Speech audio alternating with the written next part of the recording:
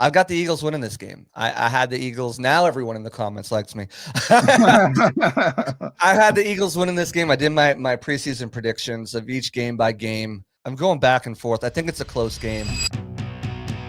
Let's get to our main man, JC Allen, set to join us right here on Birds 365. JC joins us here for preparing for this Week 4 matchup, Eagles versus Bucs. JC, welcome to the show, brother. Great to have you on. How you doing on this Friday morning? Doing great. Happy to be here. Happy to be back chopping it up with you guys. Thanks. Yeah, good to see you, bud. It's been, the quirks of the NFL schedule. Seems like the Eagles now have the annual trip down to Tampa Bay, which has been kind of a hellhole for them. They're going down a little bit early to try to acclimate to the heat, JC. Like one day is going to help this team acclimate to the heat and humidity on the Gulf Coast of Florida. That first discuss that. I mean, last week it was 113 degrees on the field. There's no preparing for that. Even Hassan Reddick, who was playing in his first home game, he said, we practice in it, but man, like you still, you just got to be hydrated. You got to make sure you're on your P's and Q's because the heat's no joke. The heat is no joke in Tampa. And a day early, maybe you get a taste of it, but I've been here for 6 years now. Still not acclimated. Still not. You still don't get. I mean, you're not acclimated. No way. No way. Yeah. JC, talking about this Bucs team, man, Baker Mayfield's really done a good job with this team. Todd Bowles as well. They started off 3-0. A lot of injuries right now, but a good team nonetheless, and really I think going to be a good contender in the NFC this year. What do you think of this matchup coming in, Eagles versus Bucs? They've kind of had the Eagles number, JC, for the last couple of years. Yeah, Bowles has kind of figured out how to really make Jalen Hurts uncomfortable in the past, and they've had pretty good success with Bowles as the defensive coordinator / head coach against Saquon Barkley too. So stick to the tried and true game plan. You're going to pressure Hurts a lot, make him try to figure that out and try to beat you. They are the only team in NFL history to have over 100 yards rushing and limit opponents to under 100 yards rushing, 11 straight games right now. Going to try to make it 12. So this is a game that's going to be won and lost in the trenches like it usually is against these two teams. And unfortunately for both sides, you're banged up where it counts. On the Bucs offensive line is a little banged up, and the Eagles defensive line and their edge rushes are a little banged up, and they lost a bunch of guys in the offseason too. I know Bryce Huff was a huge loss. I'm just kidding. He's playing good right now in San Francisco. Yeah, he is. Certainly Josh Sweat. He's a guy that I'm sure you guys are missing over there right now. And now Nolan Smith going on IR doesn't help either. But, it's still a game that, these teams know each other very well. They know what they like to do. They know what they're trying to take away. And it becomes a chess match. And that's why they're so fun. Because regardless of what the score looks like at the end, you got a battle, and both of these teams know that they got to prepare for a battle. So it's going to be another one of these battles down here in Tampa, and it should be a really, really good game, I think. You mentioned the Bucs, and they are pretty banged up and some significant injuries. Now it looks like from what we hear up here that Tristan Wirfs is going to be able to play. Obviously, defensively, you mentioned Kalijah. Boy, that was a big injury. I thought he was turning into a really good player. He's gone basically for the season. But Logan Hall's banged up as well. Yeah, Chris Godwin coming back offensively. I can't imagine. He's got to be on a pitch count, right? He's not going to just show up and be Chris Godwin on day one, is he? I would think so. We'll know more today after practice. Todd will tell us who's playing, who's questionable, who's doubtful, who's going to be at the game time decision. And right now, I think the coach, if I know Todd Bowles, Chris Godwin and Tristan Wirfs will be called game time decisions. I would think he's on a pitch count. It's going to be interesting because if Wirfs can play, this offensive line has been shoveled around and jumbled around. Like, how do you construct it going forward until you get Luke Gedicke back, who I think is right behind Lane Johnson, probably as one of the top right tackles in the league, just doesn't get enough love for it, but certainly paid now. Like, it's the third highest best tackle in the league. But yeah, I mean, those injuries really do have an effect. And Mike Evans, I think, is the biggest one that you're going to miss this week because he just dictates coverage so well. You saw it in that that first game against the Falcons with Emeka Egbuka's, game-winning touchdown, calling his own shot because he knew that Jesse Bates was going to bite on Mike Evans. So not having him there is going to be huge. If Godwin can go, likely I would say they're going to ease him back in. I wouldn't call it a full go for him. So we'll see. He didn't practice yesterday, part of that ramp up. It's going to be interesting to see what they do and who they roll out there and what the snaps are. And of course, how the Eagles defend it, right? Do they double Emeka Egbuka now that Mike Evans is there? Or do they say, do they kind of just play a little bit more zone and try to take over that field, especially being down some cornerbacks in that secondary? So it's one of these two things where it's going to be a total chess game back and forth between, all right, we're going to start to attack this. How are we going to adjust to take this away? And it's going to go back and forth. And because of the injuries, because of the uncertainty with Tristan Wirfs, because of the uncertainty with Chris Godwin, because of the uncertainty of what the offensive line is even going to look like, Philly can't even prepare for an offensive line because they have no idea what it's going to look like because it's been different every week. So, that plays a part into it too. And that's why, again, I say, this game, for good or for worse, is going to be won in the trenches and lost in the trenches. You just mentioned the offensive line. It's interesting to me because I don't know how many instances you'll see a center kick out the left tackle and actually do it decently. So he kicked out last week, Graham Barton. If Tristan Wirfs does play in this game, are you confident it'll be at left tackle, or is there a chance he could do the right side? Because obviously, you're missing Gedeke over there, as you mentioned. So you think Tristan would definitely play left? I know he's been a great player, obviously, at both of those positions. That's all pro player at both of those. First to ever do it. That's the interesting part, because if you're thinking, let's put our best five out there, I think there's a world where, Tristan should probably go at right. You keep him at left, but it also depends on the injury situation at guard. They lost Cody Moak for the season, who was an ascending player. Last year, he led the NFC in pressure rate and pressure win rate for guards, finished 4th in the NFL. Another one of these under the radar linemen that people don't talk about because they're linemen and because it's Tampa Bay. So, but now you have to replace him too. So Michael Jordan, who is filling in, he's got starts all over the league in his career. He's banged up with a knee sprain, so he's uncertain to go. Last week they had to start 2 guys, a former 6th-round pick, a former undrafted guy who've never had starts or snaps in the NFL on the offensive line other than special teams. So it's like if Wirfs does go to right, you still have to figure out at guard. Do you want to just make your left side of your line as strong as it can be with Wirfs, Bredesen back there, and then Graham Barton back at center? And now you have a really strong left side. You've got Charlie Heck, and you figure out what you're going to do at right guard. I think that's probably the way they would lean. But again, you never know. We didn't know as media what was going on against the Falcons until it happened in front of us. Jason Light was on the radio program before. He's like, I'm surprised none of you guys figured it out yet. We only get 30 minutes of practice, and you guys are just stretching and doing special teams. How are we supposed to figure it out? But they're going to keep that close to the vest on what they do. And, if it's me, I think you build that left side and make it as strong as it can be. But we'll see what they do.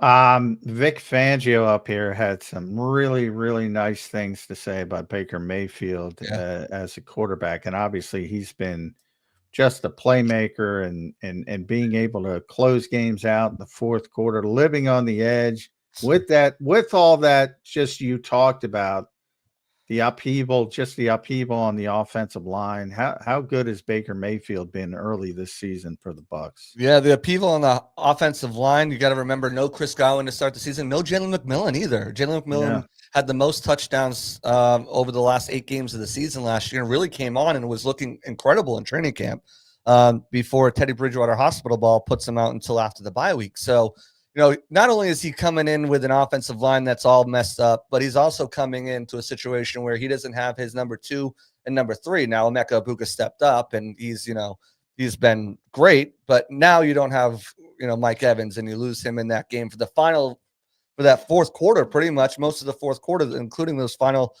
drives to try to win it. Baker, to me, is the MVP of the league right now. If we take what that award is supposed to be and take it for what its value is, most valuable player, to me, there's no one in the league right now that has been more valuable to their franchise throughout the first 3 weeks than Baker Mayfield. 0 interceptions. He does have 2 fumbles, but they recovered them. They weren't lost.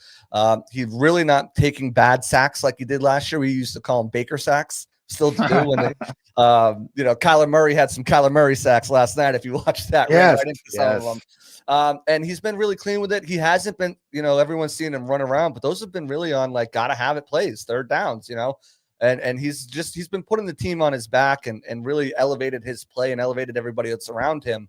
To me, I think that's sustainable. He's in a system and a place he's very comfortable with. It's the first year I get it. All right, can Baker do it again? The second season, all right, well, okay, whatever. But coming into this season and seeing what he's done, I don't think you can deny him now. Like Baker is who Baker is, and he's a baller, and that's just what it is now.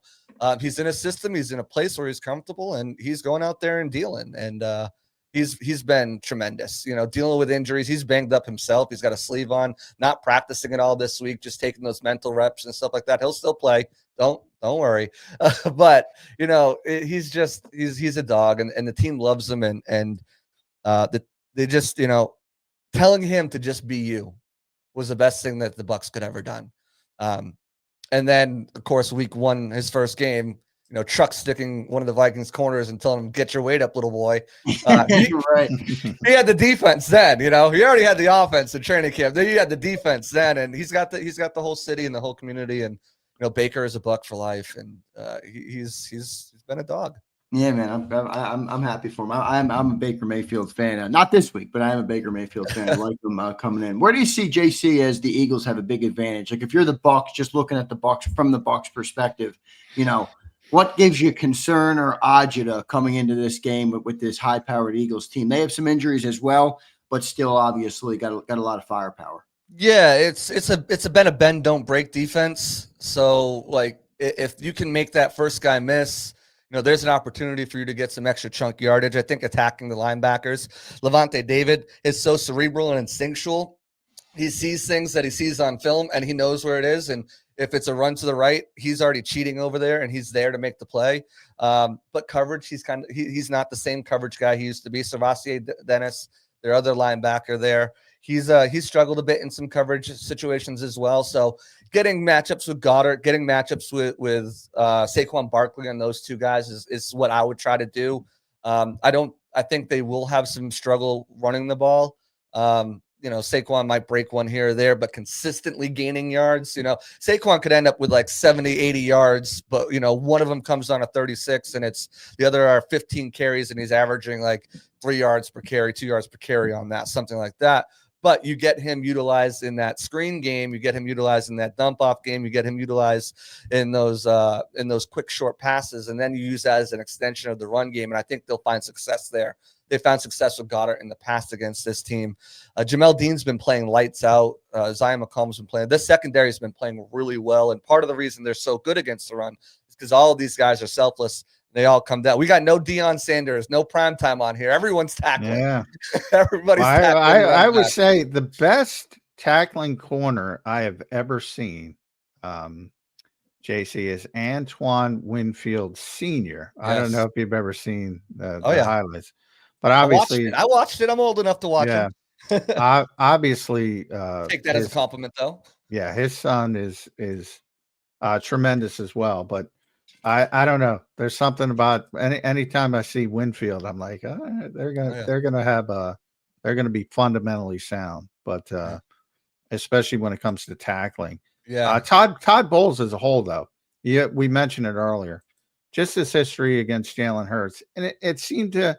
You go all the way back, and it was just the sort of the genesis of the current Eagles that have turned into what they've turned into. But back in 2021, I guess, the Bucs were the better team. Tom Brady was still there, and the Eagles came in there as a surprise playoff team.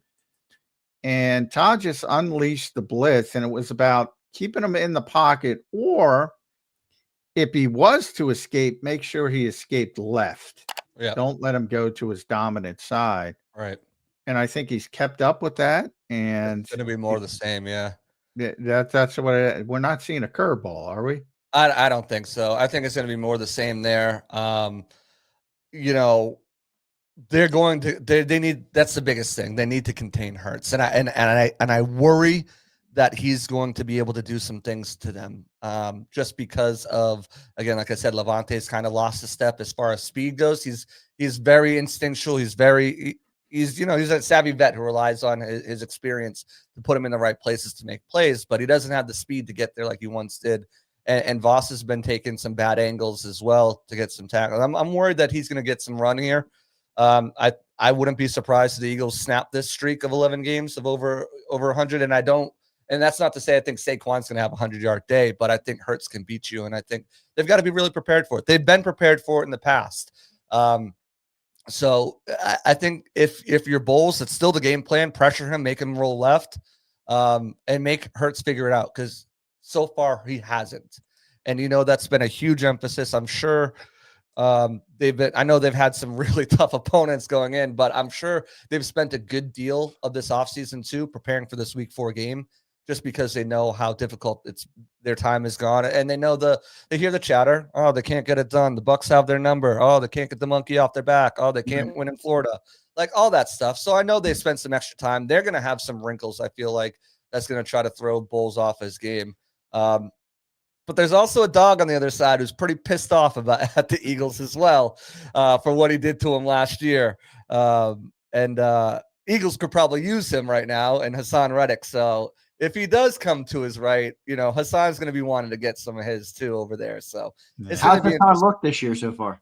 Great. He's only has 1 sack, but the pressures are there. He's funneling things over to Yaya Diaby.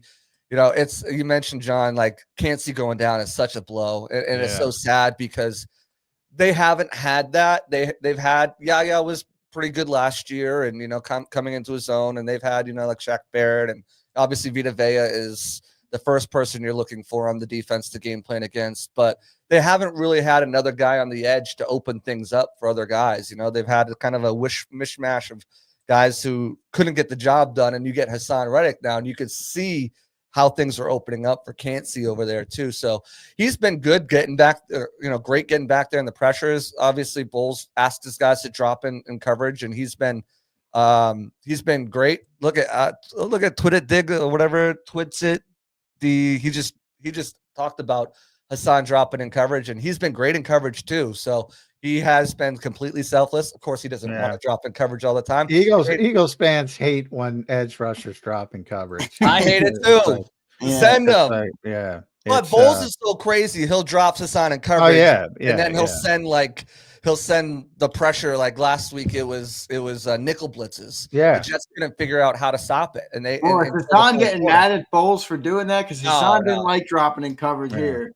Nobody likes it. Nobody likes doing it. Exactly. Larry Foote is his out linebacker coach now. He'll get on his ass if Hassan starts saying anything about anything. Sure. And they're 3-0. So you only start complaining when you start losing some games, I guess, right? Well, one thing, and I like Hassan when he was here. He's a great dude. Great player. Had one of the best seasons in Eagles defensive history. That's how good it was when they went to the Super Bowl in 2022, that season. But one thing I can tell you, the Eagles are not helping their tackles. So guys have an opportunity. It's Lane Johnson, Jordan Mailata, go have at it. That's going to be a battle. It's going to be a battle. That might be the biggest strength of the Eagles. The luxury of they don't have to help their tackles at all. And they never do. And Lane went down a little bit last week, JC, and they did not look good. Yeah, he had the stinger, but he'll be back. He will be playing on Sunday in Tampa Bay. It'll be hot, just like this segment with JC Allen. Good to catch up with you, buddy. At JC Allen NFL. Make sure you follow him on the X platform. For Bucs game day now, si.com/NFL/Buccaneers.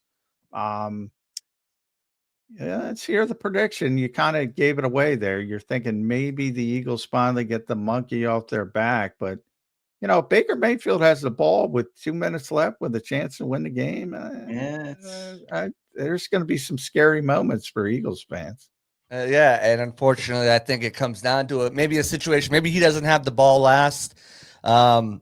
I've got the Eagles winning this game. I had the Eagles. Now everyone in the comments likes me. I had the Eagles winning this game. I did my preseason predictions of each game by game. I'm going back and forth. I think it's a close game. I think it comes down to one of these end of positions. I actually think the Bucs lose the next 3, but I have them in 12-5. I actually have them facing the Eagles in the NFC Championship. The Eagles don't win that time. Hate me again. Oh, now you're going to get hated again. Hate me again. And I had the Bucs winning the Super Bowl, finishing 12-5. But this was a game I had them losing. I had them losing the next 3, having their slump. Wow, 3 in a row. Wow, yeah, they're going to the Super Bowl. Wow. Well, they got Seattle coming off a mini bye week, coming right up here, cross country trip. You know, you're still that's probably tough. That's tough. Tough spot. On a pitch count, probably with Godwin still there. You don't have Evans now, which is huge. And then, you don't have Gedeke, you don't have Malk, you don't have and I picked them to lose before I knew all that. And then San Francisco just has the Bucs numbers like Philly does, and that's back at home. And I have them rebounding against the Detroit Lions up in Boston. Up in Detroit. But then they have a very easy schedule on the back half. They're playing the Saints, they're playing. Yeah, the Cardinals look like a better opponent now, but they've got some games they should win. So I'm going to say the Eagles win this game. It's going to be 23-20, and it's going to either be Baker can't get it done in the last 2 minutes, or he doesn't have the ball and doesn't have an opportunity, and Jalen Hurts goes down there maybe for a field goal to win it, or maybe they're down by a touchdown and they get that touchdown. And Eagles get the monkey off their back in Florida, in Tampa, in the heat. But it only lasts for a couple months, and then the Bucs jump right back on. But that game. No, you're making your prediction for the end of the year here on a Week 4 edition. I love it, JC. I appreciate the bonus. It's in print. It's in print, so I can't take it back. You're right. I'm looking at this Bucs schedule. They got the Panthers twice, the Dolphins, the Falcons, the Saints. The Cardinals, Rams are tough. Patriots, they got some games on the back end of that schedule. They might be hot going into the playoffs. And they're that Week 9 bye week is clutch too. And they got the Saints right before, so that's a win. You feel good going in. You feel good coming out with the Patriots. I have them losing to the Bills and losing to the Panthers at home for their final 2 losses. Again, for them getting the monkey off the back with the Rams, because the Rams have had their number. McVay knows how to figure out a Todd Bowles defense, but it's good. It should be a fun season. Yeah. It should be a fun season. Last 5 games though: Saints, Falcons, Panthers, Dolphins, Panthers. Yeah, that's nice. That's nice. Yeah, that's a nice. And I think 5 of those, or 4 of the 5, are at home too. So they've got. Yeah. It's gonna be good. It's gonna be a good one. JC, we appreciate you joining, man. Make sure you guys follow him at JC Allen NFL. Some good humor brought to the show today. And already picking against our birds in the playoffs, everybody. Have to give JC some shit for that. JC, we appreciate it, man. Thanks for joining in today. Absolutely. Always a pleasure.